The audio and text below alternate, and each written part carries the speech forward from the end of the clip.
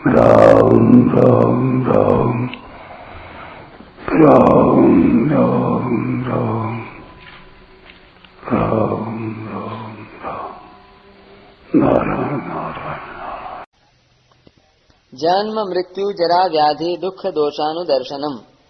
जन्म मृत्यु वृद्धावस्था और रोगों के दुख रूप दोषों को बार बार देखने का तात्पर्य है, जैसे आवा में मटका पकता है ऐसे ही जन्म से पहले माता के उदर में बच्चा जठराग्नि में पकता रहता है। माता के खाए हुए नमक, मिर्च आदि क्षार और तीखे पदार्थों से बच्चे के शरीर में जलन होती है। गर्भाशय में रहने वाले सूक्ष्म जंतु भी बच्चे को काटते रहते हैं। प्रसव के समय माता को जो पीड़ा होती है उसका कोई अंदाजा नहीं लगाया जा सकता। वैसी ही पीड़ा उदर से बाहर आते समय बच्चे को होती है। इस तरह जन्म के दुख रूप दोषों का बार बार विचार करके इस विचार को दृढ़ करना कि इसमें केवल दुख ही दुख है। जो जन्मता है उसको मरना ही पड़ता है, यह नियम है, इससे कोई बच ही नहीं सकता। मृत्यु के समय जब प्राण शरीर से निकलते हैं तब हजारों बिच्छू शरीर में एक साथ डंक मारते हों ऐसी पीड़ा होती है। उम्र भर में कमाए हुए धन से, उम्र भर में रहे हुए मकान से और अपने परिवार से जब वियोग होता है और फिर उनके मिलने की संभावना नहीं रहती, तब ममता आसक्ति के कारण बड़ा भारी दुख होता है। जिस धन को कभी किसी को दिखाना नहीं चाहता था, जिस धन को परिवार वालों से छिपा छिपा कर तिजोरी में रखा था, उसकी चाबी परिवार वालों के हाथ में पड़ी देखकर मन में असह्य वेदना होती है। इस तरह मृत्यु के दुख रूप दोषों को बार बार देखे। वृद्धावस्था में शरीर और अवयवों की शक्ति क्षीण हो जाती है, जिससे चलने फिरने, उठने बैठने में कष्ट होता है। हरेक तरह का भोजन पचता नहीं। बड़ा होने के कारण परिवार से आदर चाहता है, पर कोई प्रयोजन न रहने से घरवाले निरादर अपमान करते हैं। तब मन में पहले की बातें याद आती हैं कि मैंने धन कमाया है, इनको पाला पोसा है, पर आज ये मेरा तिरस्कार कर रहे हैं। इन बातों को लेकर बड़ा दुख होता है। इस तरह वृद्धावस्था के दुख रूप दोषों को बार बार देखे। यह शरीर व्याधियों का, रोगों का घर है। शरीरम व्याधि मंदिरम। शरीर में वात, कफ आदि से पैदा होने वाले अनेक प्रकार के रोग होते रहते हैं और उन रोगों से शरीर में बड़ी पीड़ा होती है।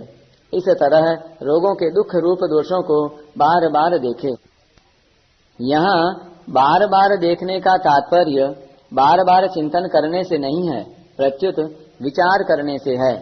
जन्म, मृत्यु, वृद्धावस्था और रोगों के दुखों को बार बार देखने से अर्थात विचार करने से उनके मूल कारण उत्पत्ति विनाशशील पदार्थों में राग स्वाभाविक ही कम हो जाता है, अर्थात भोगों से वैराग्य हो जाता है। तात्पर्य है कि जन्म, मृत्यु आदि के दुख रूप दोषों को देखना भोगों से वैराग्य होने में हेतु है, क्योंकि भोगों के राग से अर्थात गुणों के संग से ही जन्म होता है। कारणं गुण संगोस्य सदसद योनि जन्मसु। और जो जन्म होता है वह संपूर्ण दुखों का कारण है। भगवान ने पुनर्जन्म को दुखालय बताया है। पुनर्जन्म दुखालयम शाश्वतम। शरीर आदि जड़ पदार्थों के साथ अपना संबंध मानने से, उनको महत्व देने से, उनका आश्रय लेने से ही संपूर्ण दोष उत्पन्न होते हैं। देहाभिमानिनी सर्वे दोषाः प्रादुर्भवन्ति। परमात्मा का स्वरूप अथवा उसका ही अंश होने के ही कारण जीवात्मा स्वयं निर्दोष है। चेतन अमल सहज सुख राशि। यही कारण है कि जीवात्मा को दुख और दोष अच्छे नहीं लगते, क्योंकि वे इसके सजातीय नहीं हैं। जीव अपने द्वारा ही पैदा किए दोषों के कारण सदा दुख पाता रहता है। अतः भगवान जन्म, मृत्यु आदि के दुख रूप दोषों के मूल कारण देहाभिमान को विचार पूर्वक मिटाने के लिए कह रहे हैं। परिशिष्ट भाव। एक दुख का भोग होता है और एक दुख का प्रभाव होता है। दुख से दुखी होना और सुख की इच्छा करना दुख का भोग है। दुख के कारण की खोज करके उसको मिटाना दुख का प्रभाव है। यहाँ दुख के प्रभाव को दुख दोषानुदर्शनम पद से कहा गया है। दुख का भोग करने से अर्थात दुखी होने से विवेक लुप्त हो जाता है, परंतु दुख का प्रभाव होने से विवेक लुप्त नहीं होता। प्रत्युत मनुष्य विवेक दृष्टि से दुख के कारण की खोज करता है और खोज करके उसको मिटाता है। सुख की इच्छा ही संपूर्ण दुखों का कारण है। कारण के मिटने पर कार्य अपने आप मिट जाता है।